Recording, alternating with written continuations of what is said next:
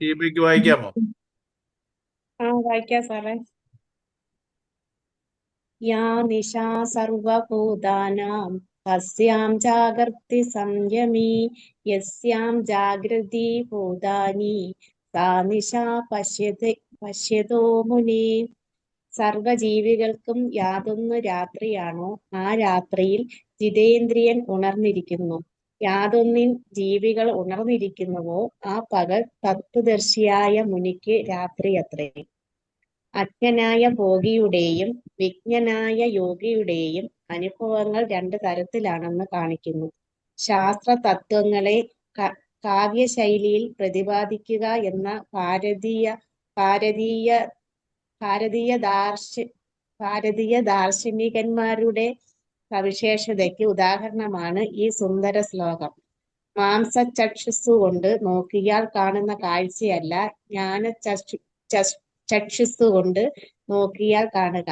മനസ്സെന്ന മാധ്യമത്തിൽ കൂടിയാണ് ജീവൻ ലോകത്തെ നോക്കുന്നത്. അപ്പോൾ ലോകത്തെ അതിന്റെ തനി രൂപത്തിൽ കാണാനാവില്ല. മനസ്സിന്റെ നിറം അഥവാ ഗുണം ലോകത്തിൽ നിഴലിച്ചു കാണാതെ വയ്യ. നീല കണ്ണട ധരിച്ചവൻ ദൃശ്യങ്ങളെ കാണുക നീല നിറത്തിലായിരിക്കും. കണ്ണടയുടെ നിറമേതോ അത് തന്നെ ദൃശ്യങ്ങളുടെ നിറമെന്ന് തോന്നും. ഇന്ദ്രിയ മനോബുദ്ധികളാകുന്ന ഉപാധികളെ അതിക്രമിച്ച് ശുദ്ധബോധത്തിലേക്കുണർന്ന തത്വദർശി ലോകത്തെ ബ്രഹ്മമയമായി കാണുന്നു. ശരീര മനോബുദ്ധികളാകുന്ന ഉപാധികളിൽ അഭിമാനിച്ചു കഴിയുന്ന ജീവൻ വിഷയ വികാര വിചാര രൂപത്തിൽ ലോകത്തെ കണ്ടു ഭ്രമിക്കുന്നു. ഉപാധികൾ വിടുമ്പോൾ അത് തന്നെ ബ്രഹ്മമയമായി അനുഭവപ്പെടുകയും ചെയ്യും. ചുരുക്കത്തിൽ യോഗിയുടെ പകൽ ബ്രഹ്മാനുഭൂതി അത് ഭോഗികൾക്ക് അനുഭവിക്കാൻ പറ്റില്ല. അവർക്കത് രാത്രി പോലെ ഇരുളടഞ്ഞിരിക്കുന്നു. ഭോഗികളുടെ പകൽ വിഷയസേവ. അതിന്റെ നേരെ യോഗി കണ്ണടച്ചു കളയുന്നു. സംയമിക്ക് പരമാത്മാവിലും സംസാരിക്ക് വിഷയങ്ങളിലുമാണ് ദൃഷ്ടി. ഒരാളുടെ പകൽ മറ്റേ ആൾക്ക് രാത്രി. കാമരഹിതനായ ജ്ഞാനിക്ക് മാത്രമേ സംസാരത്തിൽ നിന്ന് മുക്തനാവാൻ കഴിയൂ. കാമിക്ക് ആവില്ല എന്ന് ദൃഷ്ടാന്ത സഹിതം പ്രഖ്യാപിക്കുന്നു. ഇവിടെ ആത്മസാക്ഷാത്കാരം കിട്ടിയ അവരെ യോഗികളാണ്. അത് സ്ഥിതപ്രജ്ഞൻ. ആ ആത്മസാക്ഷാത്കാരം കിട്ടിയ ഒരാളും ബ്രഹ്മനിഷ്ഠനും കിട്ടാത്ത ഒരാളും എങ്ങനെയാണ് കാര്യങ്ങളെ കാണുന്നെന്നുള്ള ജസ്റ്റ് ഒരു കമ്പാരിസൺ ഇവിടെ പറയുക. അതിനു മുമ്പ് ഞാൻ ഇന്നൊരു സ്വാമിജിയുടെ പ്രഭാഷണം ഇട്ടായിരുന്നു. എല്ലാരും കേട്ടായിരുന്നോ? അത് കേൾക്കാത്ത ആരെങ്കിലും ഉണ്ടോ? ഇന്ന് ഷീബ കേട്ടായിരുന്നോ? ഞാൻ ഫുള്ള് കേട്ടില്ല സാറേ, കുറച്ചേ കേട്ടുള്ളൂ. പിന്നെ ലതകുഞ്ഞമ്മയോ? ഞാൻ കേട്ടില്ല. ലേഖ ചേച്ചി അത് കേട്ടായിരുന്നോ? ഗീത ചേച്ചിയോ? ഇല്ല, കേട്ടില്ല. ഗീത ചേച്ചി കേട്ടില്ല, ഇല്ലയോ? ഞാൻ കുറച്ച് കേട്ടപ്പോഴേ, പിന്നെ സമയം കിട്ടും രാത്രി കേൾക്കും ബാക്കിയിരുന്നു. മഞ്ജുവോ? കേട്ടതാ. നേരത്തെ കേട്ടിട്ടുള്ളതാ, ഇല്ലയോ? അത് എല്ലാവരും തീർച്ചയായിട്ടും 1.25 മണിക്കൂറുണ്ട്. അത് ശരിക്കും ഒന്ന് ശ്രദ്ധിച്ച് കേൾക്കണേ. നമുക്ക് വളരെ ആപ്ലിക്കബിൾ ആയിട്ടുള്ള നമ്മൾ വളരെ കാര്യങ്ങൾ ഒരു ഹിന്ദു എന്നുള്ള രീതിയിൽ ഇന്നത്തെ ഹിന്ദുക്കൾ അറിഞ്ഞിരിക്കേണ്ട കാര്യങ്ങൾ. അത് വളരെ ശ്രദ്ധേയമായ കാര്യങ്ങളാണ് പറയുന്നത്. നമ്മൾ ഈ പറയുന്ന കാര്യങ്ങൾ തന്നെയാണ്. ഇതിനെ നല്ല രീതിയിൽ പ്രസന്റ് ചെയ്തിട്ടുണ്ട് സ്വാമിജി. അതിനെ തീർച്ചയായിട്ടും അത് കേട്ടിരിക്കണേ. അപ്പം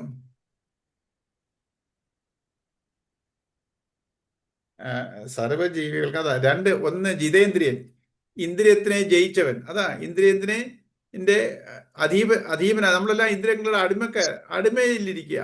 അടിമത്വമാണ് നമ്മുടെ ഇഷ്ടാനിഷ്ടങ്ങളിൽ നമ്മൾ ഇരിക്കുകയാണ്. എൻ്റെ ഇഷ്ടവും അനിഷ്ടവും ഇതെല്ലാം ഇന്ദ്രിയങ്ങളിൽ കൂടാണ് നടക്കുന്നത്. അപ്പൊ ഞാൻ ഇന്ദ്രിയത്തിന്റെ അടിമയായിട്ടിരിക്കുന്നവനും ഇന്ദ്രിയങ്ങളെ ജയിച്ചവൻ എന്ന് വെച്ചാൽ ഇന്ദ്രിയങ്ങളെ എല്ലാം സംയമനം ചെയ്ത് ആത്മസംയമനം പ്രാപിച്ച് ബ്രഹ്മനിഷ്ഠന്റെ ഒരു കാഴ്ചപ്പാടും അത് യോഗത്തിൽ അധിഷ്ഠിതമായിട്ടുള്ളത് യോഗിയാണ്. മറ്റേതോ ഭോഗിയാണ്. ഭോഗി എന്ന് വെച്ചാൽ എന്തുവാ? ഞാൻ അനുഭവങ്ങളെ അനുഭവിക്കുകയാണ്. ഭോഗം ചോദിച്ചാൽ അനുഭവിക്കുകയാണ്. ഞാനിങ്ങനെ വിഷയങ്ങളിലോട്ട് എൻ്റെ ഇഷ്ടാനിഷ്ടങ്ങളെ അനുഭവിക്കുന്നവൻ, ആ ലോകത്തിലോട്ട് നോക്കിയിരിക്കുന്നവൻ. മറ്റേതോ അതാ ഈ ആത്മീയതയും ഭൗതികതയും. മറ്റേത് ആത്മീയത്തിൽ ഉറച്ച ഒരാളും ഇത് ഭൗതികത്തിൽ മാത്രം ഇരിക്കുന്ന ഒരാളും. രണ്ട് ഈ നമ്മളിപ്പം ഈ ജീവിക്കുമ്പോൾ നമ്മൾ രണ്ടിനെയും ബാലൻസ് ചെയ്ത് കൊണ്ടുപോകണം. നമ്മുടെ ഈ സ്വധർമ്മത്തിൽ അനുഷ്ഠിക്കുമ്പോൾ എങ്ങനെ വേണം? നമ്മൾ ഈ ആത്മീയതയും ഭൗതികതയും ഇപ്പം നമുക്ക് ആത്മീയത എന്ന് പറയുന്നത് തെറ്റായ ഒരു ആത്മീയതയാണ് നമ്മൾ ധരിച്ചിരിക്കുന്നത്.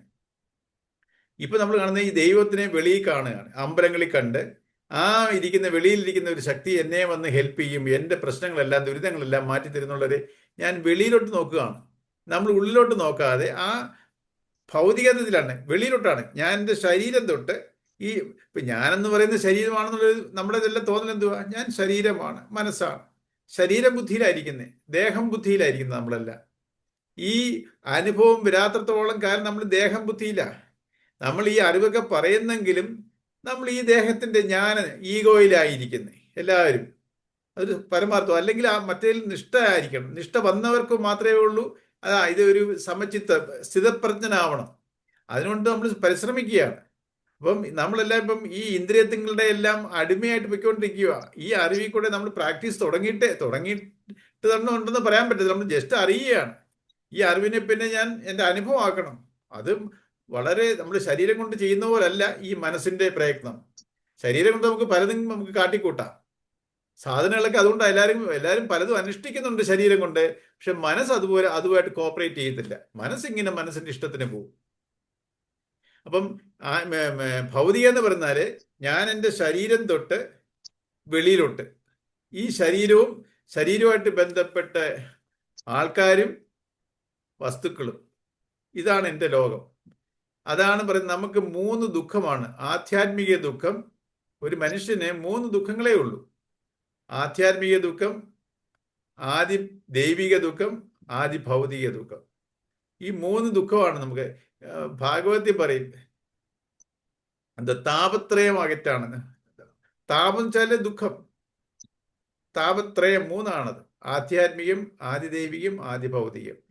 ഇത് ശാസ്ത്രങ്ങളിൽ പറയുന്ന ഒരു ഇതുണ്ട്. ഓരോ ആധ്യാത്മികം നമ്മൾ ഇങ്ങനെ പറയാം. പക്ഷെ അതിനെക്കാട്ടിൽ എനിക്ക് സ്വാമിജി പറഞ്ഞ നമ്മുടെ ലൈഫുമായിട്ട് ബന്ധപ്പെടുത്തി ഈ അന്നത്തെ ഈ ശാസ്ത്രങ്ങളൊക്കെ പറയുന്ന കാലഘട്ടത്തിന് അനുസരിച്ചുള്ള ഇതാണ് ഗ്രന്ഥങ്ങളിൽ പറയുന്നത്. പക്ഷെ നമ്മുടെ പ്രാക്ടിക്കൽ ലൈഫായിട്ട് കണക്ട് ചെയ്യുമ്പോൾ നമുക്ക് 3 ദുഃഖങ്ങളേ ഉള്ളൂ. ഒന്ന്, ഈ ആധ്യാത്മികതയെ നമ്മുടെ ശരീരം സംബന്ധമായിട്ട് എനിക്ക് ദുഃഖമുണ്ട്. അവരവരുടെ ശരീരത്തിൽ എന്തെങ്കിലും പ്രശ്നം വന്നാൽ എനിക്ക് ദുഃഖമാണ്. ശരീര സംബന്ധിയായിട്ട് ഉണ്ടാകുന്ന ദുഃഖം ആധ്യാത്മിക ദുഃഖം. ആദി ദൈവിക ദുഃഖം, ഈ ശരീരമായിട്ട് ബന്ധപ്പെട്ട ആൾക്കാർ, എൻ്റെ ബന്ധുക്കളും മിത്രങ്ങളുമല്ല. എൻ്റെ ബന്ധുക്കൾ, എൻ്റെ അച്ഛൻ, അമ്മ, ഭാര്യ, ഭർത്താവ്, മക്കള്, സുഹൃത്തുക്കള്, ഇങ്ങനെ ഈ രീതിയിൽ ഈ ശരീരമായിട്ട് ബന്ധപ്പെട്ട ആൾക്കാർ, അവർക്ക് എന്തെങ്കിലും പ്രശ്നം വന്നാലും എനിക്ക് ദുഃഖം ഉണ്ടാവും. ആരെങ്കിലും മരണമോ അവർക്ക് എന്തെങ്കിലും ആപത്തോ ഇതൊക്കെ ഉണ്ടായി എനിക്കും ദുഃഖം ഉണ്ടാവും. ഞാനുമായിട്ട് ബന്ധപ്പെട്ടവർ, അത് ആദി ദൈവിക ദുഃഖം. ആദി ഭൗതികം വെച്ചാൽ ഞാൻ ഈ ശരീരമായിട്ട് ബന്ധപ്പെട്ട എല്ലാ വസ്തുക്കളും, എൻ്റെ സമ്പത്തും പണവും എല്ലാം, ജോലി, പൊസിഷൻ, ഞാൻ ചെയ്യുന്ന ജോലി, ഇതുമായിട്ടെല്ലാം അവിടെ എന്തെങ്കിലും പ്രശ്നമായാലും എനിക്ക് ദുഃഖമാണ്. നമ്മുടെ ഓരോരുത്തരുടെയും ദുഃഖം ഈ 3 കാറ്റഗറിയിലായിരിക്കും ഉണ്ടാവുന്നത്. വേറൊരു ദുഃഖം ഇല്ല. ഏത് ദുഃഖം എടുത്താലും ഒന്നീ എൻ്റെ ശരീര സംബന്ധമായിട്ട്, അല്ലെങ്കിൽ എൻ്റെ ഞാനുമായിട്ട് ബന്ധപ്പെട്ട ആൾക്കാരുടെ ദുഃഖങ്ങൾ, അല്ലെങ്കിൽ ഞാനുമായിട്ട് ബന്ധപ്പെട്ട് എൻ്റെ സമ്പത്തോ പണമോ സ്വർണമോ അല്ലെങ്കിൽ ജോലിയോ ഇവിടെയൊക്കെ ഉണ്ടാകുന്ന എൻ്റെ ദുഃഖങ്ങൾ. ഈ ദുഃഖങ്ങളിൽ ഇതാണ് 3 ദുഃഖമേ ഉള്ളൂ നമുക്ക്. അപ്പൊ നമ്മൾ ഈ ശരീരമായിട്ട് ബന്ധപ്പെട്ടാണ് ഞാൻ ലോകത്തിലോട്ട് നോക്കിയിരിക്കുകയാണ്. അതാണ് ഭൗതികത. ഇതിൽ കൂടാണ് എനിക്ക് അനുകൂല പ്രതികൂല അനുഭവങ്ങൾ വരുന്നത്. ഈ ഇന്ററാക്ഷനിൽ ഞാൻ ഈ വേൾഡുമായിട്ട് ഇന്ററാക്ട് ചെയ്യുമ്പോൾ, സാഹചര്യങ്ങളുമായിട്ടും വ്യക്തികളുമായിട്ടും ഇന്ററാക്ട് ചെയ്യുമ്പോൾ എനിക്ക് അനുകൂല പ്രതികൂല അനുഭവങ്ങൾ വരുന്നു, സുഖദുഃഖങ്ങൾ വരുന്നു, പെയർ ഓഫ് ഓപ്പോസിറ്റ്സ്. ഞാൻ ഈ അനുഭവങ്ങളിൽ കൂടെ പൊയ്ക്കൊണ്ടിരിക്കുക. ഇത് ഞാൻ ഭോഗം ചെയ്യുക, ഞാൻ അനുഭവിക്കുക. ഭോഗം ചെയ്യിച്ചാൽ ഞാൻ അനുഭവിക്കുന്നു. അതാണ് ഭോഗി എന്ന് പറയുന്നത്. ഇതാണ് ഭൗതിക ജീവിതം. നമ്മൾ കാരണം എന്തുകൊണ്ടാ? ശരീരത്തിന്റെ ലെവലിലുള്ളതാണ് ഇതല്ല. ഈ പറഞ്ഞതെല്ലാം ശരീരമായിട്ട് ബന്ധപ്പെട്ടതാണ്. ഞാൻ ശരീരമല്ല. പിന്നെ ഈ ശരീരം അല്ലാത്ത വേറൊരു ഉപകരണമുണ്ട്, എനിക്കൊരു മനസ്സുണ്ട്. ഇപ്പൊ ഈ ജീവാത്മാവ് രണ്ട് ഉപകരണങ്ങൾ വെച്ചാണ് ഈ ജീവാത്മാവാണ് ഈ അനുഭവങ്ങൾ അനുഭവിക്കുന്നത്. പക്ഷേ രണ്ട് എക്യുപ്മെന്റ്സ് വെച്ചിട്ടാ. ഒന്ന് സ്ഥൂല ശരീരവും ഒന്ന് സൂക്ഷ്മ ശരീരവും. സ്ഥൂല ശരീരത്തിൻ്റെയാണ് ഭൗതികത, ഈ സൂക്ഷ്മ ശരീരത്തിൻ്റെയാണ് ആത്മീയത. ഈ സൂക്ഷ്മ ശരീരത്തിനെ നമ്മൾ ഗവനിക്കുന്നതേ ഇല്ല. എന്നുവെച്ചാൽ നമ്മുടെ മനസ്സിന് എന്ത് സംഭവിക്കുന്നു? അപ്പൊ നമ്മള് ഈ ശരീരം വരെയുള്ള കാര്യങ്ങളേ ഉള്ളൂ നമുക്ക് ചിന്തിക്കാൻ പറ്റുന്നത്. ശരീരത്തിന്റെ പുറകിലോട്ട് നമ്മൾ മനസ്സിനെ കുറിച്ച് പോലും ചിന്തിക്കുന്നില്ല. ഈ ശരീരത്തിന് എന്തെങ്കിലും പ്രശ്നം വന്നാൽ നമ്മൾ പെട്ടെന്ന് അത് റെക്ടിഫൈ ചെയ്യും. മനസ്സിന് എന്തെങ്കിലും പ്രശ്നം വന്നാലോ നമ്മൾ അതിനെ എന്തെങ്കിലും റെക്ടിഫൈ ചെയ്യാൻ നോക്കൂ. അത് മനസ്സ് പറയുന്നു. മനസ്സിൽ നിന്ന് ഓരോ വികാരങ്ങൾ വരുന്നതനുസരിച്ച് ഞാനിങ്ങനെ പൊയ്ക്കൊണ്ടിരിക്കും. നമുക്ക് എന്തെങ്കിലും പ്രശ്നം വരുന്നു, ആരുമായിട്ട് വഴക്കിടുന്നു, അല്ലെങ്കിൽ ഒരു അസുഖം വരുന്നു, മനസ്സിന് ആഭിക്കും. പക്ഷെ അതിനുള്ള പ്രതിവിധി വെളിയിൽ ചെയ്യും. മനസ്സിലോട്ടൊന്നും ഞാൻ എന്തുകൊണ്ട് ഇങ്ങനെ ചിന്തിക്കുന്നു, എനിക്ക് മാറി ചിന്തിക്കണം എന്ന് ആരെങ്കിലും ചിന്തിക്കുമോ? എനിക്ക് മനസ്സിൽ തോന്നുന്ന കാര്യങ്ങൾ, ശരിയെന്ന് തോന്നുന്ന കാര്യങ്ങൾ നമ്മൾ ചെയ്തുകൊണ്ടേയിരിക്കുന്നു. മനസ്സിന് എന്താണ് ശരിയെന്ന് തോന്നുന്നു ചെയ്തുകൊണ്ടേയിരിക്കുന്നു. ഈ മനസ്സ് ശരിയെന്ന് തോന്നുന്ന കാര്യങ്ങൾ എവിടാ ചെയ്യുന്നേ? നമ്മുടെ വികാരങ്ങളില്ല. ദേഷ്യം വരും ചിലപ്പോൾ. ആ ദേഷ്യം വരുമ്പോൾ എനിക്ക് എന്തെങ്കിലുമൊക്കെ പ്രവർത്തിക്കണം എന്നുണ്ട്. പ്രവർത്തിച്ചാൽ പറ്റൂ. നമ്മൾ ചുമ്മാ ഐഡിയലായിട്ട് ഇരിക്കാൻ പറ്റത്തില്ല. ദേഷ്യം വരുന്നു. അപ്പോൾ അതിനനുസരിച്ചുള്ള രീതിയിലായിരിക്കും ഞാൻ കർമ്മം ചെയ്യുന്നേ. എനിക്ക് ദുഃഖം വരുന്നു, അതിനനുസരിച്ച് ആ വികാരത്തിനനുസരിച്ച് ഉള്ള കാര്യങ്ങൾ ഞാൻ ചെയ്തു കൂട്ടുന്നു. അപ്പൊ ഇതൊന്നും നേരാമണ്ണമുള്ളവര് എനിക്ക് സമാധാനത്തിലോട്ട് നയിക്കുന്ന കർമ്മങ്ങളല്ല ഞാൻ ചെയ്യുന്നത്. ഇതാണ് ഭൗതികത. പക്ഷേ നമ്മുടെ ഈ മനസ്സിനെ കൊണ്ടാണ് ഈ അനുഭവങ്ങളെല്ലാം അനുഭവിക്കുന്നത്. ജീവാത്മാവ് ശരീരത്തിൽ കൂടെ മാത്രമല്ല മനസ്സിൽ കൂടെ ഉണ്ട്. മനസ്സിന്റെ പാർട്ട് നമ്മൾ റെക്ടിഫൈ ചെയ്യണം. ഈ മനസ്സ് എങ്ങനെയാണ് പ്രവർത്തിക്കുന്നത്, അതും ഒരു എക്യുപ്മെന്റാ. അപ്പം ശരീരം പോലും, നമ്മൾ ശരീരത്തിന്റെ ഡിഫക്റ്റ് വന്നാൽ നമ്മൾ പെട്ടെന്ന് പോയി എന്തെങ്കിലും അതിനെ സുഖപ്പെടുത്താൻ നോക്കും. പക്ഷെ മനസ്സിന് ഒരു പ്രശ്നം വന്നാൽ നമ്മളിതിങ്ങനെ കൊണ്ടു നടക്കും. വല്ലവരോടൊക്കെ പറയും, അവരും നമ്മളോട് സഹതപിക്കും, അല്ലെങ്കിൽ നമ്മളെ വേണ്ടാത്ത തരത്തിലൊക്കെ അഡ്വൈസ് ചെയ്യും. അങ്ങനെ ഓരോരുത്തരുടെ ഐഡിയ, അവരവരുടെ സാഹചര്യം അവരവർക്കേ 100% അറിയത്തുള്ളൂ. വേറൊരാൾക്ക് അസസ് ചെയ്യാൻ പറ്റത്തില്ല. നമ്മൾ ഇതൊക്കെ പറയുമ്പോൾ അവർ വേറെ ഏതോ ഗ്രഹിക്കും, അതിനനുസരിച്ചുള്ള അഡ്വൈസ് തരും, അതിനനുസരിച്ച് നമ്മൾ പ്രവർത്തിക്കും. ചിലപ്പോൾ ഇതെല്ലാം നമ്മളെ നാശത്തിലോട്ടേ നയിക്കത്തുള്ളൂ. അപ്പോൾ ഇതൊക്കെ നമ്മൾ ഈ മനസ്സിന്, എൻ്റെ മനസ്സ് എന്താണെന്നും മനസ്സ് എങ്ങനെ പ്രവർത്തിക്കുന്നു നമ്മൾ ഒബ്സർവ് ചെയ്യാറേ ഇല്ല. അപ്പൊ ഈ ഭൗതികതയും ആത്മീയത മനസ്സിൻ്റെയാ. ഇത് രണ്ടും ബാലൻസ്ഡ് ആയിട്ട് പോയാലേ ലൈഫ് സ്മൂത്ത് ആയിട്ട് പോകത്തുള്ളൂ. സ്മൂത്ത് എന്ന് വെച്ചാൽ എന്തുവാ?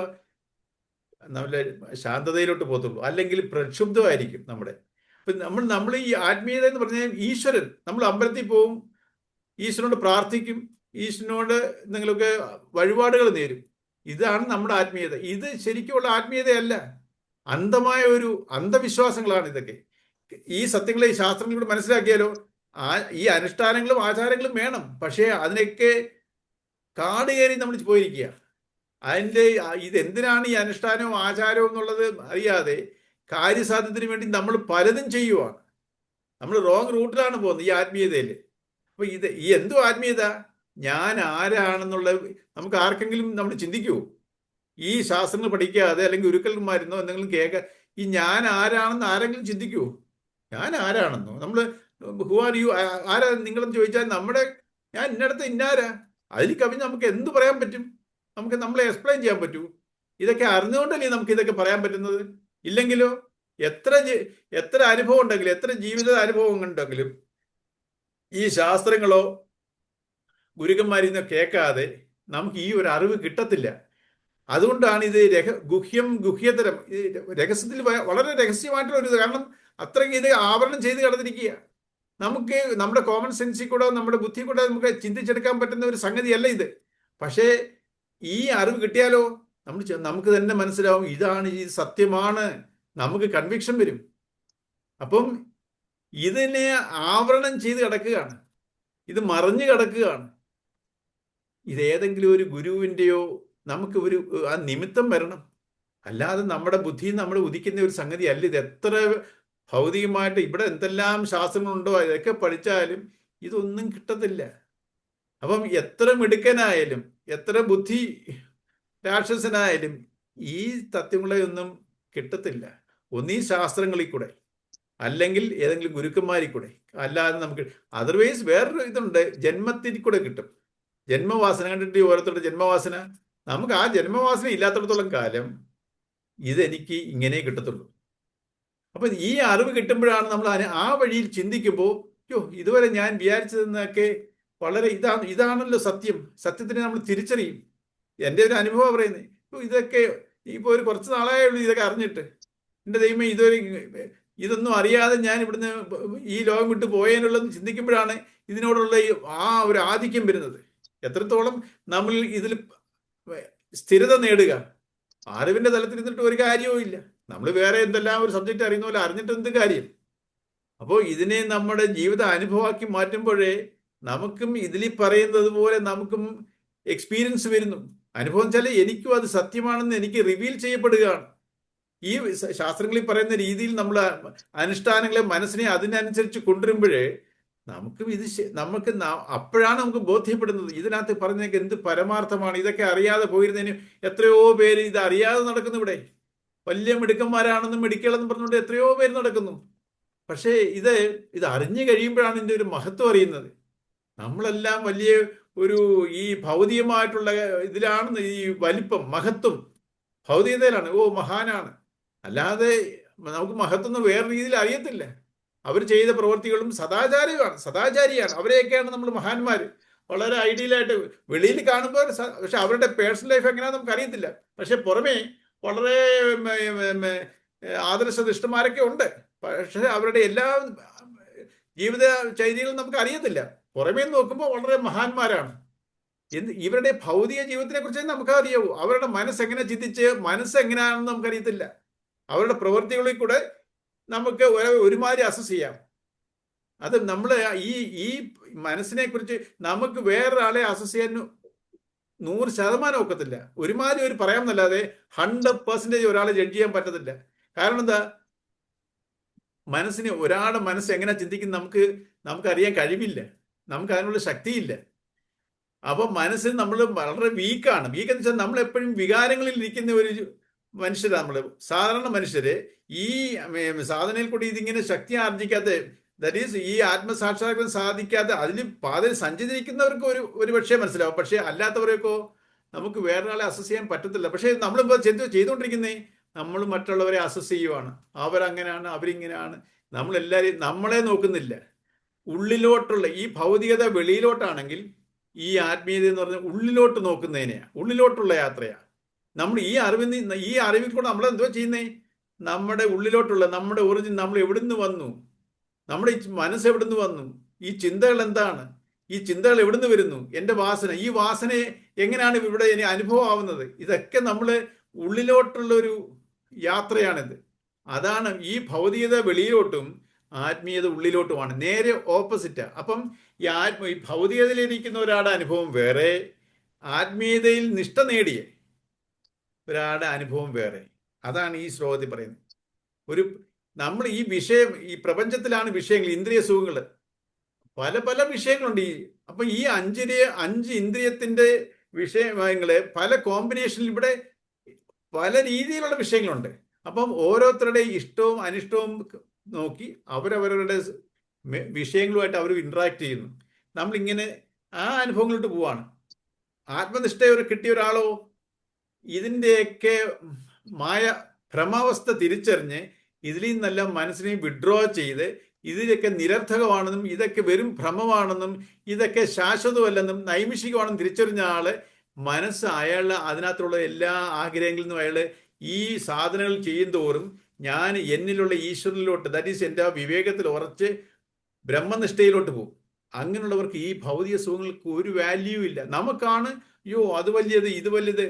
ഓരോന്നും ഭൗതികത്തിലുള്ള ഓരോ സുഖങ്ങളുടെ പുറകെ നമ്മൾ പായുകയാണ്. അതിനെക്കാട്ടി എത്രയോ വലിയ സുഖത്തിന്റെ ഒരു ഇരുന്നിട്ട് നമ്മൾ ചെറിയ ചെറിയ സുഖങ്ങളെ തേടി പോവുകയാണ്. നമ്മുടെ ഉള്ളിലിരിക്കുന്ന ഒരു പരമമായ സുഖമുണ്ട്, അതിനെ നമ്മൾ തിരിച്ചറിയുന്നില്ല. അപ്പം നമ്മളുടെ ഉള്ളിലുള്ള പരമമായ സുഖത്തിൽ, ആ ശാന്തിയിൽ നിഷ്ഠ നേടിയ ഒരാൾക്ക് ഈ ലോകത്തിലെ സുഖങ്ങൾ വെറും തുച്ഛം. അപ്പം അങ്ങനെയുള്ള രണ്ടുപേരുടെ അനുഭവങ്ങളെ കമ്പയർ ചെയ്യുവാണ്. ഒരു ഭോഗിയുടെയും യോഗിയുടെയും നിഷ്ഠ. നമുക്കൊന്ന് വായിക്കാം. അജ്ഞനായ ഭോഗിയുടെയും വിജ്ഞനായ യോഗിയുടെയും അനുഭവങ്ങൾ രണ്ടു തരത്തിലാണെന്ന് കാണിക്കുന്നു.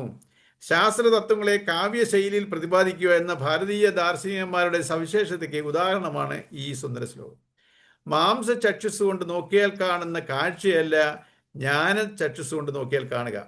നമ്മുടെ കണ്ണുകൊണ്ട് കാണുന്ന ആ കാഴ്ച വെളിയിലോട്ടുള്ള കാഴ്ചകളാണ്. ആ കണ്ണി കൂടെ നമ്മുടെ ഉള്ളിൽ നടക്കുന്ന അറിയാൻ പറ്റുമോ? അതിന് ഈ ജ്ഞാന ചക്ഷുസ് അറിവിൽ കൂടെ. ജ്ഞാന ചക്ഷുസ് പറഞ്ഞാൽ അങ്ങനെ ഒരു കണ്ണില്ല, ഈ അറിവിനെയാണ് പറയുന്നത്. ഈ അറിവിൽ കൂടാണ് നമ്മൾ ഉള്ളിലോട്ട് അത് ഈ അറിവിനെ ഉപയോഗിച്ചാണ് ഇതെല്ലാം അറിയേണ്ടത്.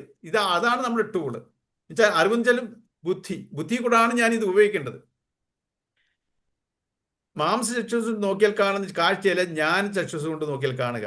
മനസ്സെന്ന മാധ്യമത്തിൽ കൂടിയാണ് ജീവൻ ലോകത്തെ നോക്കുന്നത്. ഈ ജീവാത്മാവ് എല്ലാം അനുഭവിക്കുന്നത് എന്തുകൊണ്ടാ? ഈ മനസ്സും ശരീരവും കൊണ്ടാണ് ഈ ജീവാത്മാവ് അനുഭവങ്ങളെ അനുഭവിക്കുന്നത്. ആ ജീവാത്മാവ് മനസ്സിനെ ശരീരത്തിലെ ഇന്ദ്രിയങ്ങളിൽ കൂടെ വെളിയിലോട്ട് വിട്ട് ഈ സുഖങ്ങളെ അനുഭവിക്കുക. ദുഃഖങ്ങളെ, സുഖത്തിനെയും ദുഃഖത്തിനെയും അനുഭവിക്കുന്നുണ്ട്. കൂടിയാണ് ജീവൻ ലോകത്തെ നോക്കുന്നത്. അപ്പോൾ ലോകത്തെ അതിൻ്റെ തനി രൂപത്തിൽ കാണാനാവത്തില്ല. നമ്മുടെ ഇഷ്ടാനിഷ്ടങ്ങൾക്കനുസരിച്ചാണ് നമ്മൾ ഈ ലോകത്തിനെ കാണുന്നത്. ഓരോരുത്തരുടെയും ലോകം, ഈ ലോകം എന്ന് പറഞ്ഞാൽ എന്താണ്? ഓരോരുത്തരുടെയും ലോകം. ഈ ലോകം എന്ന് പറഞ്ഞാൽ എന്താണ് ഉദ്ദേശിക്കുന്നത്? ഓരോ വ്യക്തികളും അവർക്ക് പരിചയമുള്ള വ്യക്തികളും സാഹചര്യങ്ങളും അതുമായിട്ടും, അല്ലാതെ ഈ ലോകത്തിനെ മൊത്തം കാണുന്ന ഒരു വിധമല്ല. അമേരിക്കയും റഷ്യയും ചൈനയും കാനഡയും ഇങ്ങനെയുള്ളൊരു എൻ്റെ പരിധിയിൽപ്പെട്ട എൻ്റെ ലോകം എന്ന് പറയുന്നത് ഞാനുമായിട്ട് ബന്ധപ്പെട്ട് ഈ എല്ലാ കാര്യങ്ങളും, അതാണ്. ഓരോരുത്തരുടെയും ലോകം ലിമിറ്റഡാ. ഈ ലോകത്തിനെ കുറിച്ചുള്ള ഫുൾ എല്ലാ കംപ്ലീറ്റ് പിക്ചറും കംപ്ലീറ്റ് ആ അറിവും ഓരോരുത്തർക്കും ഉണ്ടോ? ഓരോരുത്തർക്കും ഓരോ അറിവുകളുണ്ടോ ഈ ലോകത്തിനെ കുറിച്ച്? എന്ന് വെച്ചാൽ എനിക്കറിയാവുന്ന ലോകം ഓരോരുത്തർക്കും അങ്ങനെയാണ്. ഈ ലോകം അവരവരുടെ ലോകമുണ്ട്. ഈ ലോകത്തിനെ കാണുന്നത് എങ്ങനെയാ? ഇപ്പം എൻ്റെ സ്വഭാവ ഗുണം അനുസരിച്ചിരിക്കും ഞാൻ മറ്റുള്ളവരെ അസസ് ചെയ്യുക. അതാണ് ഇവിടെ പറയുന്നത്. നമ്മളൊരു കണ്ണാടി വെച്ചാൽ എങ്ങനെ നമ്മുടെ പറയത്തില്ലേ, മഞ്ഞപ്പിത്തം ബാധിച്ചവന് എല്ലാം മഞ്ഞയായിട്ട് തോന്നും എന്ന് പറയുന്ന പോലെ നമ്മളിലുള്ള ഗുണമാണ് നമ്മൾ വെളിയിൽ ആരോപിക്കുന്നത്. എനിക്കൊരാളെ ഇഷ്ടമാണ്, ഒരാളെ എനിക്ക് ഇഷ്ടമല്ല. ഇതിന്റെ അർത്ഥം എന്തുവാ? ഒരാൾ നല്ലതും ഒരാൾ ചീത്തയെന്ന് ഞാൻ പറയുന്നു. ഞാൻ നല്ലതെന്ന് പറയുന്ന ഒരാളെ വേറൊരാൾക്ക് അയാൾ ചീത്തയാന്ന് പറയുന്നു. ഞാൻ പറയുന്നു ഒരാൾ നല്ല മനുഷ്യനാണെന്ന് പറയുന്നു. അതേ വ്യക്തിയെ വേറൊരാൾ പറയുക അയാൾ മോശമാണ്, അയാൾ ചീത്ത മനുഷ്യനാണെന്ന് പറയുന്നു. അപ്പോൾ അതിൻ്റെ അർത്ഥം എന്താ? അയാൾ നല്ലതാണോ ചീത്തയാണോ? ഈ നല്ലതും ചീത്തയും ഞാൻ നല്ലതെന്നുള്ള എനിക്ക് നല്ലതായിട്ട് തോന്നുന്ന ഗുണങ്ങളെ ഞാൻ അയാൾ കാണുന്നുണ്ട്, അയാളിൽ ആരോപിക്കുന്നു. അപ്പോൾ അയാൾ നല്ലതാ. വേറൊരാള് അയാൾ ചീത്തയെന്ന് തോന്നുന്ന ഗുണങ്ങൾ അയാളിൽ കാണുമ്പോൾ അയാൾ ചീത്തയാണ്. ഇതുപോലാണ് ഓരോരുത്തരും. ആരും ഇവിടെ നല്ലതായിട്ട് ഉള്ള ഒരു മനുഷ്യനില്ല, അല്ലെങ്കിൽ ചീത്തയായിട്ട് മാത്രമുള്ള ഒരു മനുഷ്യൻ. എല്ലാവരിലും നന്മയും തിന്മയും ഉണ്ട്. അപ്പം നമ്മളിലുള്ള നന്മ തിന്മകളെ വെളിയിൽ ആരോപിക്കുകയാണ്. അതാണ് പറയുന്നത്, നമ്മുടെ ഓരോരുത്തരും ലോകത്തിനെ കാണുന്ന ഓരോ രീതിയിലാണ്. എന്തുകൊണ്ട്? അവരവരുടെ വാസന കാരണം. എൻ്റെ വാസന അനുസരിച്ചാണ് ഞാൻ ഈ ലോകത്തിനെ അറിയുന്നത്. ഓരോരുത്തരും അങ്ങനെയാണ്. ഇപ്പം ഞാൻ അറിയുന്ന പോലെയല്ല വേറൊരു വ്യക്തി ലോകത്തിനെ കാണുന്നത്. ഒരാൾ ഈ ലോകത്തിനെ എല്ലാം വളരെ നശിച്ചുകൊണ്ടിരിക്കുക, വേറൊരാളുടെ സമയമില്ല. എത്രയോ നല്ല. ഞാൻ തന്നെ ഈ ഇടയ്ക്ക് ഈ ഒരു ഇത് എൻ്റെ ഒരു അസസ്മെന്റ്, ഇന്നത്തെ ജനറേഷൻ എല്ലാം വളരെ വാല്യൂസിലെല്ലാം ക്ഷയിച്ചുകൊണ്ടിരിക്കുകയാണ്. അവരുടെ വെസ്റ്റേൺ കൾച്ചറിൽ പോകുന്ന പറഞ്ഞപ്പോൾ വേറൊരു വ്യക്തി, ബാംഗ്ലൂർ താമസിക്കുന്ന വ്യക്തി പറഞ്ഞു, അങ്ങനല്ല. ഇന്നത്തെ യങ്സ്റ്റേഴ്സിനെ നമ്മൾ വിചാരിക്കുന്ന പോലെയല്ല. നമ്മൾ കേരളത്തിൽ കാണുന്ന സിറ്റുവേഷൻ വെച്ചിട്ടാണ് നമ്മൾ ഈ പറയുന്നത്. ഇന്നത്തെ ജനറേഷൻ എല്ലാം നന്ദഗോവിന്ദൻ ഭജൻസിൻ്റെയൊക്കെ വന്നിട്ട് പറയുകയാണ്. അപ്പോൾ ഇവിടൊക്കെയുള്ളൂ അവിടെ വെളിയിലോട്ടൊക്കെ പോയാൽ ഭജൻ ക്ലബ്ബുകൾ ആരംഭിച്ചിരിക്കുന്നു യങ്സ്റ്റേഴ്സ്. പല ഭജൻ ക്ലബ്ബുകളാണ്. ഈ നന്ദഗോവിന്ദൻ ഭജൻസ് വന്ന് ഒന്ന് ആലോചിച്ച് നോക്കി, ആ വേടന്റെ പാട്ടുകളൊക്കെ വന്ന് യങ്സ്റ്റേഴ്സൊക്കെ ഒരു ട്രെൻഡ് മാറി വന്നു. എല്ലാവരും ദുഃഖിച്ച് വളരെ വളരെ മോശമായ വേർഡിങ്സും അതിൻ്റെ പുറകിൽ ഇങ്ങനെ യങ്സ്റ്റേഴ്സ് പോകുന്ന ഒരു ട്രെൻഡ് വന്നപ്പോഴേ ഈ ഇടയ്ക്ക് വന്ന 1-2 വർഷം ആയതേ ഉള്ളൂ ഈ നന്ദഗോവിന്ദം ഭജൻസ്. ആരും അതിന്റെ പുറയിൽ ഒരു ആ ഒരു മൂവ്മെന്റ് ഉണ്ടാക്കാൻ ആരും യത്നിച്ചിട്ടില്ല. താൻ സ്വയം ഉണ്ടാകുകയാണ്. ഒരു അധർമ്മത്തിലോട്ട് ഡീവിയേറ്റ് നശിച്ചുകൊണ്ട് ഇപ്പോൾ അതിനെ ബാലൻസ് ചെയ്യാൻ ഈ ഒരു ഇന്റലിജൻസ് ഇവിടെ ഉണ്ട്. ഇപ്പം നടിച്ചു നോക്കി ആ നന്ദഗോവിന്ദം ഭജൻസിൽ ആ ഒരു ക്രൗഡിന്റെ എല്ലാവരും ഈ ഭജനയിൽ ആസ്വദിക്കുകയാണ്. അവര് മുഴുകിയാണ് അത് ആസ്വദിക്കുന്നത്. അല്ലാതെ വെറും ഒരു കൊമേഴ്സ്യൽ ഇവന്റ് പോലെ അതിനെ ഒരു സിനിമ കാണുന്ന പോലോ അല്ലെങ്കിൽ ഒരു വേറൊരു എന്റർടൈൻമെന്റ് പോലല്ല. അതിൽ നമ്മൾ ഭക്തിയിലാണ് എല്ലാവരും ഇരിക്കുന്നത്.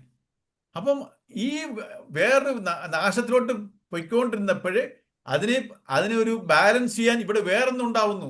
ആരുടെയും എഫർട്ട് കൊണ്ടല്ല, താനെ എവോൾവ് ആകുകയാണ് അങ്ങനെ ഒരു ഇത്. ഇപ്പം ഭജൻ ഗ്രൂപ്പുകളെല്ലാം എത്രയോ പതിരുന്നു. ആ ഭജനയ്ക്ക് അത്ര ഇമ്പോർട്ടൻസ്. ഒരു 2 വർഷം മുമ്പ് അല്ലെങ്കിൽ ഒരു 3 വർഷം മുമ്പെങ്കിൽ ഈ ഭജനയെ കുറിച്ച് നമ്മൾ എവിടെയെങ്കിലും അമ്പലത്തിൽ ഒരു ഭജന കേൾക്കുന്ന ഇങ്ങനെ ഭജന ഇങ്ങനെ ഈ രീതിയിൽ നമ്മൾ ജീവിതത്തിൽ കണ്ടിട്ടുണ്ടോ? അപ്പൊ അതാ പറഞ്ഞു, ഇവിടെ എല്ലാം ഈ ധർമ്മത്തിൽ ഓരോന്നിലും ഉണ്ട്. നമ്മൾ ആരും ഒന്നും ഉണ്ടാക്കേണ്ട കാര്യമില്ല. നമ്മൾ ഓരോരുത്തരും അങ്ങനെ ചിന്തിക്കാൻ തുടങ്ങിയാൽ ഇവിടെ അതിനെ പറഞ്ഞു ഈ സനാതന ധർമ്മം ഇതാണ്. സ്വയം അത് വാല്യൂസ് ആണ്. വാല്യൂസിനെ നശിപ്പിക്കാൻ ഒക്കുവോ? ഒരിക്കലും വാല്യൂസ് അത് വാല്യൂസ് ആണ്. അത് ആരും ഉണ്ടാക്കിയതല്ല. ഇവിടെ ആരുടെയും സൃഷ്ടിയല്ല ഈ വാല്യൂസ്. അതൊരു പ്രിൻസിപ്പിളാണ്, തത്വമാണ്. ഈ സ്വാമിജിയുടെ പ്രഭാഷണം കേൾക്കുമ്പോൾ നമ്മൾ ഈ തത്വങ്ങളെ ഈശ്വരൻ എന്ന് പറയുന്ന ഒരു തത്വമാണ്. ഈശ്വരൻ നമ്മളിപ്പോ ശ്രീകൃഷ്ണൻ അവതാരമാണെന്ന് പറയുന്നു.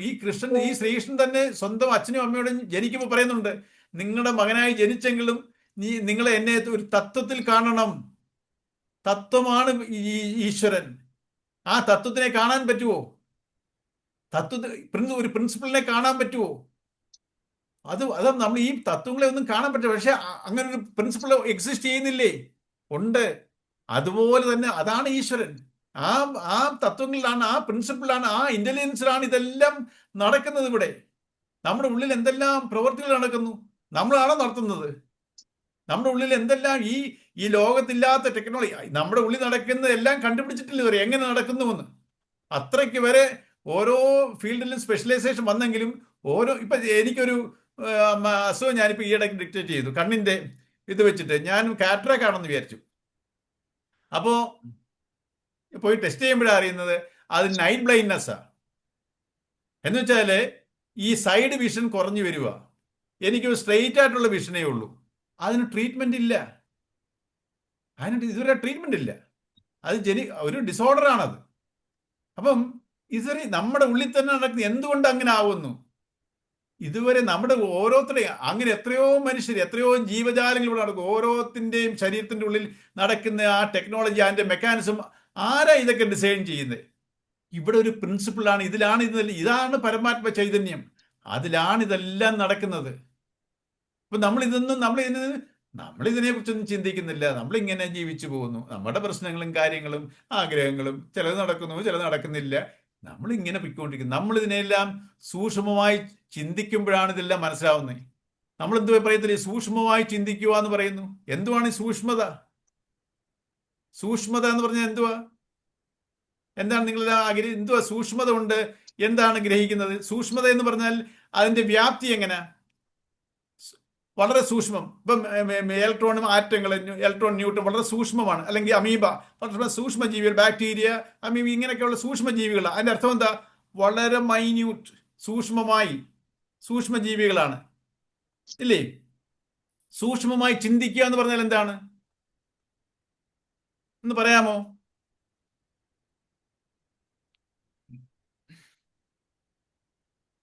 എന്തുവായി സൂക്ഷ്മമായി നമ്മൾ ചിന്തിച്ചാൽ എന്ന് പറയത്തില്ലേ? ആഴത്തിൽ ചിന്തിച്ചാൽ. എന്തോ ഈ ആഴം കടലിന്റെ ആഴം പോലാണോ? ഉള്ളിലോട്ട് ഏതിന്റെ ഉള്ളിലോട്ട്? നമ്മുടെ മനസ്സിന്റെ അതാണ് സ്ഥൂലവും സൂക്ഷ്മവും. കാണാൻ പറ്റാത്ത കാര്യം പക്ഷെ നമുക്ക് അറിയാൻ പറ്റും. സ്ഥൂലവും സൂക്ഷ്മവും, ഗ്രോസും സബ്ട്ടിലും, ഇല്ലയോ? ഇംഗ്ലീഷിൽ പറയുമ്പോൾ ഗ്രോസ്, സട്ടിൽ. ഈ എന്താണ് സ്ഥൂലം? ഗ്രോസ് ആണ് സ്ഥൂലം, സട്ടിലാണ് സൂക്ഷ്മം. അതെന്തുവാ ഇതിന്റെ അർത്ഥം? എന്തുവാ സൂക്ഷ്മം? ഫോമുള്ളതൊക്കെ സ്ഥൂലം. അതിന്റെ വ്യാപ്തി എങ്ങനെ, വോളിയം എങ്ങനെ? സൂക്ഷ്മം വലിയ വോളിയം അത് ഇല്ലാത്ത വോളിയം, ഭയങ്കര വോളിയം. സ്ഥൂലത്തിന് ലിമിറ്റഡ് വോളിയം. സ്ഥൂലത്തിന് ലിമിറ്റഡ് വോളിയം. അതേസമയത്ത് നമ്മൾ ഒരു ജീവിയെ പറയുമ്പോഴോ, ബാക്ടീരിയ സൂക്ഷ്മമാണെന്ന് പറയുമ്പോഴോ,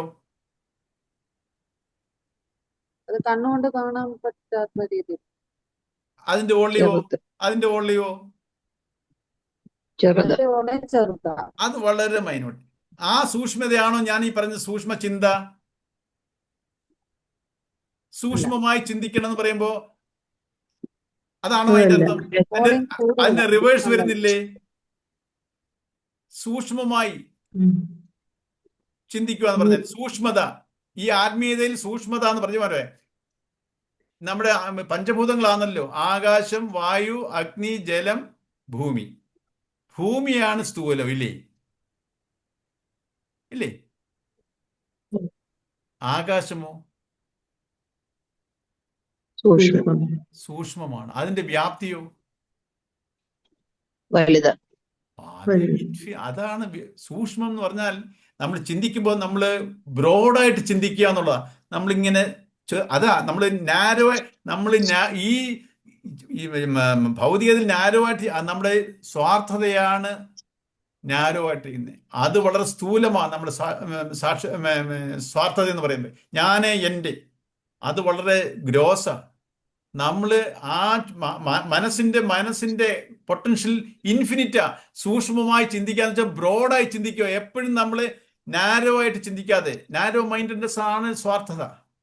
നമ്മുടെ ഞാനേ എൻ്റെ കുടുംബം, ഞാൻ എൻ്റെ മക്കൾ, ഇതിനെ നമ്മൾ സൂക്ഷ്മമായി ചിന്തിക്കാന്ന് വെച്ചാൽ ഞാൻ എല്ലാവരെയും ആക്കും. ഇതിനെ ഡൈല്യൂട്ട് ചെയ്യണം, ഇതിനെ ബ്രോഡാക്കണം, ഇതിനെ ഈ പരിധിക്കുള്ളിൽ എല്ലാവരും കൊണ്ടുവരണം. അതുകൊണ്ട് നമുക്ക് ഒരു ദോഷവും പറ്റില്ല. പക്ഷെ നമ്മളിപ്പോൾ എങ്ങനെ പറയുന്നേ, നമ്മളിങ്ങനെ സത്യസന്ധമായി ജീവിക്കുന്നത്, അങ്ങനെയൊക്കെ ജീവിക്കാൻ അറിയത്തില്ല. ഇന്നത്തെ കാലത്തിനനുസരിച്ച് ജീവിക്കണം, ബി പ്രാക്ടിക്കൽ. നമ്മൾ ഇങ്ങനെയൊക്കെ പലതും പറയുന്നത്, എത്രയോ പേരെ പറയുന്നുണ്ട്. നമ്മൾ വിചാരിക്കുന്നു അവനവന്റെ കാര്യം നോക്കിയില്ലെങ്കിൽ ദുഃഖിക്കേണ്ടി വരും. ഞാൻ അന്ന് ധർമ്മത്തിന്റെ ഒരു കഥ പറഞ്ഞല്ലോ, ഒരു ചപ്പാത്തിയുടെ കഥ. ചപ്പാത്തി 4 എടുക്കുന്നതും 4 എടുക്കുന്നു, 5 3 എടുക്കുന്നു, 1 7 എടുക്കുന്നതും. ഇതിന്റെ ധർമ്മത്തിൽ വന്ന ഒരു 4 ഇല്ലയോ? അടുത്ത വേറെ 2 അധർമ്മത്തിൽ വെച്ചാല് മറ്റേ 2 ആൻസർ എന്ന് പറഞ്ഞാല് 5 3 എടുക്കുന്നു, അല്ലെങ്കിൽ 1 7 എടുക്കുന്നു. ഈ 4 എന്ന് പറയുമ്പോൾ അങ്ങനെ ആ ധർമ്മത്തിൽ ആ ഡിസിഷൻ എടുത്തില്ലെങ്കിൽ ആർക്കെങ്കിലും കുറയുന്നുണ്ടോ, കൂടുന്നുണ്ടോ? അവിടെ നമ്മൾ വിചാരിക്കുന്നത്, ഇന്നത്തെ വിചാരിക്കുന്നത് നമ്മൾ സത്യസന്ധമായി ജീവിച്ചാൽ നമ്മൾ പാപ്പരായി പോവും. ഇന്നത്തെ ഈ അടവ് തന്ത്രങ്ങളും നമ്മൾ ഈ സ്വാർത്ഥയിലൊക്കെ ഇരുന്നാലാണ് നമുക്ക് നേടുന്നതാണെന്നുള്ളൊരു മിഥ്യാധാരണ ഉണ്ട് നമുക്ക്. നമ്മൾ ഈ ബ്രോഡായിട്ട് വരുംതോറുമാണ് നമ്മുടെ സ്വസ്ഥതയും. നമ്മൾ വിചാരിക്കുന്നത് നമ്മുടെ ഫ്യൂച്ചറിനെ സേഫ്റ്റി ആയിട്ട് കൊണ്ടുപോകാൻ നമ്മൾ ഇന്നത്തെ കാലത്ത് നമ്മൾ ഭയങ്കര ചേർത്ത് വെക്കുന്നു. നമുക്ക് ആൾബലമുണ്ട്, പണത്തിന്റെ ബലമുണ്ട്, ഇതൊക്കെ നമ്മൾ ബലമായിട്ട് കരുതുകയാണ്. ഇതൊന്നും അല്ല ബലം. അപ്പം നമ്മൾ ഇതിനെ നാരോ ആയിട്ട് കാണുവാണ്. ബ്രോഡായിട്ട് ചിന്തിക്കാൻ ശീലിക്കണം. അവിടാണ് എനിക്ക് സ്വസ്ഥത കിട്ടുന്നത്. നമ്മൾ എത്രത്തോളം നാരോ ആയിട്ട് ചിന്തിക്കുന്നതോറും എൻ്റെ അസ്വസ്ഥത കൂടുകയാണ്. ഞാൻ നാശത്തിലോട്ടാണ് പോകുന്നത്. അതാ നമ്മൾ ബ്രോഡായിട്ട് സൂക്ഷ്മമായിട്ട് ചിന്തിച്ചാൽ ഇതെല്ലാം നമുക്ക് നമ്മൾ ഒരു ഫ്ലൈറ്റിൽ പോകുമ്പോഴേ ആദ്യം ഫ്ലൈറ്റ് ടേക്ക് ഓഫ് ചെയ്യുമ്പോൾ നമ്മൾ കാണാം, ഇതിൽ ഇങ്ങനെ എല്ലാം ഓരോ മതിലുകളും അതിർത്തികളും എല്ലാം കാണാം. മേലോട്ട് പോകും തോറും നമ്മൾ ബ്രോഡായിട്ട് കാണാൻ, നമ്മളൊരു ബ്രോഡ് ലുക്കിലോട്ട് പോകും. ബേർഡ്സ് ഐ വ്യൂ എന്ന് പറയും. നമ്മൾ ജീവിതത്തിൽ നമ്മുടെ മനോഭാവം ബ്രോഡാവണം, നമ്മൾ നാരോ ആയിട്ട് പോകരുത്. അപ്പോൾ ഓരോ കാര്യങ്ങളെയും നമ്മൾ സൂക്ഷ്മമായി ചിന്തിക്കാന്നാണ് അർത്ഥം. നമ്മൾ സത്യത്തിനെ തിരിച്ചറിയും. അതാണ് സത്യം. ഈ നമ്മൾ നാരോ ആയിട്ട് ചിന്തിക്കുന്നതെല്ലാം ഭ്രമത്തിലോട്ടാണ് പോകുന്നത്. ഭ്രമമാണ് എൻ്റെ സുഖം, എൻ്റെ ഞാൻ തന്നെ ഒരു ഭ്രമമാണ്. ഞാൻ ഈശ്വരനാണെന്നുള്ള ഒരു ബ്രോഡായിട്ടുള്ള നമ്മൾ അതിനെ സത്യങ്ങളെ തിരിച്ചറിയുമ്പോഴാണ് എൻ്റെ ആ ബ്രോഡായിട്ടുള്ള മൈൻഡ് ആവുന്നത്. അവിടാണ് എനിക്ക് സ്വസ്ഥത. ഇതാണ് ഈ ഒരു യോഗിയുടെയും ഭോഗിയുടെയും അവസ്ഥ പറയുകയാണ്. അപ്പം നമ്മളെല്ലാവരും നമ്മുടെ ഇഷ്ടാനിഷ്ടങ്ങളിൽ കൂടെയാണ് നമ്മൾ ലോകത്തിനെ കാണുന്നത്. നമ്മൾ അങ്ങനെയാണ് ലോകത്തിനെ അസസ് ചെയ്യുന്നത്. ഓരോരുത്തരെയും അസസ് ചെയ്യുന്നത് എൻ്റെ ഇഷ്ടങ്ങളിൽ കൂടെ നോക്കിയാണ്, എൻ്റെ അനിഷ്ടത്തിൽ കൂടെ നോക്കിയാണ് ഞാൻ ഒരാളെ ജഡ്ജ് ചെയ്യുന്നത്. നമ്മൾ എന്നിലും കൊണ്ട് അതേ നമ്മൾ വേറൊരാൾ എൻ്റെ തെറ്റിനെ, എൻ്റെ ശരിയെ വേറൊരാളിൽ ആരോപിക്കുകയാണ് ഞാൻ. ഇത് എന്നിലും ഉള്ളതാണ്. നമ്മളെ ഉള്ളിലോട്ട് നോക്കുന്നില്ല, ഉള്ളിലോട്ട് ചിന്തിക്കുന്നില്ല. ശരീരം നമ്മൾ ജീവിക്കുന്ന 3 തലത്തില് ശരീര മനോബുദ്ധികള ഉപാധികളിൽ ഇതെല്ലാം ഉപാധികൾ. നമുക്കൊരു ഉപാധി വേണം. ശരീരം, മനസ്സ്, ബുദ്ധി, ഇതാണ് നമ്മുടെ 3 ഉപാധി നമ്മുടെ ജീവിതത്തിനെ കാണുന്നതിന്. ഈ ഉപാധികളിൽ അഭിമാനിച്ചു കഴിയുന്ന ജീവൻ വിഷയം, ഈ 3 ഉപാധികളുടെ എന്നിലുള്ള ചിന്തകളാണ്. വിഷയത്തിന്റെ ഇത് വികാരത്തിന്റെ ചിന്ത, വിഷയത്തിനോട്ടുള്ള ചിന്ത, വികാരത്തിന്റെ ചിന്ത, വിചാരത്തിന്റെ ചിന്ത. ഈ രൂപത്തിൽ ലോകത്തെ കണ്ട് ഭ്രമിക്കുന്നു. ഞാൻ ആ രീതിയിലാണ് ഞാൻ ഈ ലോകത്തിനെ, ഓരോരുത്തരുടെയും പെർസ്പെക്റ്റീവ് വേറെയാ. ഈ ലോകത്തിനെ കുറിച്ചുള്ള ഓരോരുത്തരുടെയും വിഷൻ വേറെയാ. അത് എന്തുകൊണ്ടാ? ഓരോരുത്തരുടെ മനസ്സും വ്യത്യസ്തപ്പെട്ടിരിക്കുന്നു. മനസ്സ് വ്യത്യസ്തപ്പെടുന്നത് എന്തുകൊണ്ടാ? ഓരോരുത്തരുടെയും വാസന വ്യത്യസ്തമായിരിക്കുന്നു. വാസന മാറിയാലോ എല്ലാവരും, അതാ നമ്മൾ ഈ വാസനയിൽ കുടുങ്ങിക്കിടക്കുമ്പോഴാണ് നമ്മൾ സ്വാർത്ഥരാകുന്നത്. വാസനയെ നേർപ്പിച്ചു കൊണ്ടുവരണം. ഞാൻ വാസനയെ കൂട്ടിക്കൂടാ, അതിന്റെ കട്ടി കൂട്ടിക്കൂടാ, അതിനെ നേർപ്പിച്ച് കൊണ്ടുവന്നു കഴിഞ്ഞാൽ ഞാൻ എല്ലാവരുമായിട്ടും ഈ ബ്രഹ്മത്തിന്റെ ഞാൻ എല്ലാം ഒന്നാണെന്നുള്ള ചിന്തയിലോട്ട് നമ്മൾ വരും. അവിടാണ് സ്വസ്ഥത കിട്ടുന്നത്. നമ്മളിപ്പോൾ വിചാരിക്കുന്നതോ, നമ്മൾ വളരെ ഇപ്പം ഒരു ന്യൂക്ലിയർ ഫാമിലിയായി. എല്ലാവരും പണ്ട് കൂട്ടുകുടുംബമായിരുന്നു. അന്ന് എത്രയോ ഒരു പ്രശ്നങ്ങളുണ്ടെങ്കിലും ഇപ്പം ന്യൂക്ലിയർ ആയപ്പോഴോ എല്ലാ കുടുംബങ്ങളിലും അസ്വസ്ഥമാണ്. കമ്മ്യൂണിക്കേഷൻ ഇല്ല. ആ ഒരു ബന്ധങ്ങൾ തന്നെ ശിഥിലമായിക്കൊണ്ടിരിക്കുകയാണ്. ഒരു ഗ്രൂപ്പ്, ഒരു ടീമായിട്ടിരുന്നപ്പോൾ എത്രയോ സ്ട്രെങ്ത് ഉണ്ടായിരുന്നു. പക്ഷെ എല്ലാത്തിനും കൊണ്ട് നെഗറ്റീവ്. പക്ഷേ കമ്പാരിറ്റീവ്ലി ഇന്ന് നോക്കൂ, എല്ലാ വീടുകളിലും പ്രശ്നങ്ങളാ. അത് നമ്മളിങ്ങനെ നാരുവായിട്ട് വരുംതോറും നമ്മുടെ പ്രശ്നത്തിനും സ്വസ്ഥതയ്ക്കും ഇത് കൂടത്തേ ഉള്ളൂ. അപ്പോൾ വിഷയവികാര ചിന്ത രൂപത്തിൽ ലോകത്തെ കണ്ട് ഭ്രമിക്കുന്നു. ഉപാധികൾ വിടുമ്പോൾ അത് തന്നെ ബ്രഹ്മമായി അനുഭവപ്പെടുകയും ചെയ്യും. ചുരുക്കത്തിൽ യോഗിയുടെ പകൽ എന്ന് പറഞ്ഞാൽ നമ്മൾ പകലാണ് ആക്റ്റീവായിട്ടിരുന്നത്. യോഗി എങ്ങനെയാണ് ആക്റ്റീവ്നെസ് ഇരിക്കുന്നത്? ആ ചിന്തകളില ബ്രഹ്മാനുഭൂതിയിലായിരിക്കുന്നത്. അതേസമയത്ത് ഭോഗിയോ, ആ യോഗി അതാണ് ഈ ഭോഗി ആക്റ്റീവായിട്ടിരിക്കുക എന്ന് പറഞ്ഞാൽ ആ അനുഭവത്തിലിരിക്കുക. ഒരു ഭോഗി എങ്ങനെ ഇരിക്കും? അനുഭവത്തിൽ, ലോകത്തിലെ അനുഭവത്തിലായിരിക്കുന്നത്. അതാണ് അയാൾക്ക് എളുപ്പമായിരുന്നു. യോഗിയുടെ പകൽ എന്ന് പറയുന്നത് ആക്റ്റീവ്നെസ് എന്ന് പറഞ്ഞാൽ, ഒരു പകൽ എന്ന് പറയുമ്പോൾ നമ്മൾ ആക്റ്റീവായിട്ടിരിക്കുന്നതാ. യോഗി ആക്റ്റീവായിട്ടിരിക്കുന്നത് ബ്രഹ്മാനുഭൂതിയില്ല. നമ്മൾ എവിടെ ആക്റ്റീവായിട്ടിരിക്കുന്നത്? ഈ ലോകചിന്തയില്ല. ലോകത്തിലോട്ട് നോക്കിയാണ് നമ്മൾ ആക്റ്റീവ്നെസ്. അപ്പം എൻ്റെ ആക്റ്റീവ്നെസ് ലോകത്തിലും, യോഗിയുടെ ആക്റ്റീവ്നെസ് ആത്മാനുഭൂതിയിലും. അപ്പം അതാണ് പറയുന്നത്. ഉപാധികൾ വിടുമ്പോൾ അത് തന്നെ ബ്രഹ്മമായ അനുഭവപ്പെടും. ചുരുക്കത്തിൽ യോഗിയുടെ പകൽ ബ്രഹ്മാനുഭൂതിയാണ്. അത് ഈ ഭോഗികൾക്ക് അനുഭവിക്കാൻ പറ്റത്തില്ല. ഈ ആത്മാനുഭൂതി ലോകത്തിലോട്ട് നോക്കിയിരിക്കുന്നവർക്ക് അനുഭവിക്കാൻ പറ്റുമോ? അവർക്കത് രാത്രി പോലെ ഇരുളടഞ്ഞതാ. അത് ഡാർക്ക്നെസ്. അവർക്ക് അതിനെക്കുറിച്ച് അറിയത്തില്ല. അജ്ഞരാ, ഭോഗിയാണ്. ഈ ബ്രഹ്മാനുഭൂതിയെക്കുറിച്ച് ഒന്നും അവർക്ക് അറിവ് പോലും ഇല്ല. അതൊരു ഇരുളടഞ്ഞ മറഞ്ഞു കിടക്കുകയാണ്. രാത്രി പോലെ ഇരുളടഞ്ഞതാണ് ഇരിക്കുന്നു. ഭോഗികളുടെ പകൽ വിഷയസേവ. നമ്മൾ വിഷയങ്ങളെ പകലങ്ങ് ആക്റ്റീവായിട്ടിരിക്കുന്നത് വിഷയസേവല. ഈ പ്രപഞ്ചമായിട്ടുള്ള ഈ ലോകമായിട്ടുള്ള അതിൻ്റെ നേരെ യോഗിക്കോ വല്ല ഇൻട്രസ്റ്റ് ഉണ്ടോ? അവരവിടെ ഡോർമെന്റ് ആവും. ഈ ലോകത്തിൽ അവർക്ക് ഇൻട്രസ്റ്റേ ഇല്ല. അവർ ഡോർമെന്റ് ഇല്ലാതെ, അവരത് കണ്ടാലും കണ്ടില്ല. അവർക്കൊന്നും ഈ സുഖവും ദുഃഖവും ഒന്നും, ഈ ലോകത്തിലുള്ള അനുഭവങ്ങളൊന്നും അവരെ ബാധിക്കുന്നില്ല. അവർ ബ്രഹ്മാനുഭൂതിയിലിരിക്കുക. ഇത് ഇരുളടഞ്ഞു കിടക്കുവാണ്. യോഗിക്ക് ഈ ലോകാനുഭവങ്ങൾ ഇരുളടഞ്ഞതാ. രണ്ടും പേർ ഓപ്പോസിറ്റ്സ് ആണ്. ഒരു ഭോഗിക്ക് വേറെ ഡയറക്ഷനാണ്, യോഗിക്ക് നേരെ ഓപ്പോസിറ്റ് ഡയറക്ഷനാണ്. ഇതാണ് ആത്മീയതയും ഭൗതികതയും. ഇത് രണ്ടിനെയും ബാലൻസ് ചെയ്ത് പോകുമ്പോഴാണ് നമ്മൾ ഈ നിഷ്ഠയിലോട്ട് പോകുന്നത്. നമ്മൾ ഇപ്പൊ എങ്ങനെയാ മനസ്സ് ഈ ഭൗതികതയിൽ മാത്രം നീങ്ങുന്നു, എൻ്റെ ശരീരമായിട്ട് ബന്ധപ്പെട്ടതിനെ മാത്രം നീങ്ങുന്നു. അതേസമയം ഞാൻ മനസ്സിനെയും ശ്രദ്ധിച്ച് രണ്ടും പാരലായിട്ട് കൊണ്ടുപോയി കഴിഞ്ഞാലാണ് ആ പാരലായിട്ട്